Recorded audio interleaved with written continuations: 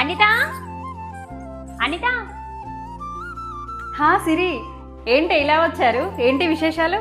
ఏం లేదు అనిత, మా చెల్లెల్ది శ్రీమంతం ఉంది, అందుకే బొట్టు పెట్టి పిలుద్దామని వచ్చిన. సరేనే, వస్తాము. మా తోటికోడల్ని కూడా పిలువు, ఇద్దరం కలిసి వస్తాము. మౌనిక, అవును సిరి, ఆమె పిల్లలు లేరని చెప్పినావు కదా, నేను పిల్లలు లేని శ్రీమంతాన్ని విలువద్దని నీకు తెలియదా? అలా అంటవేంటక్క?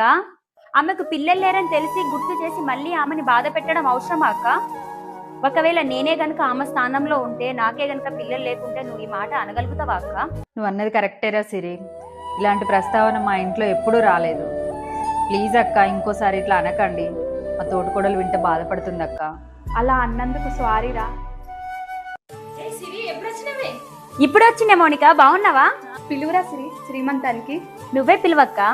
తప్పకుండా రండిరా. తప్పకుండా వస్తాం అక్క.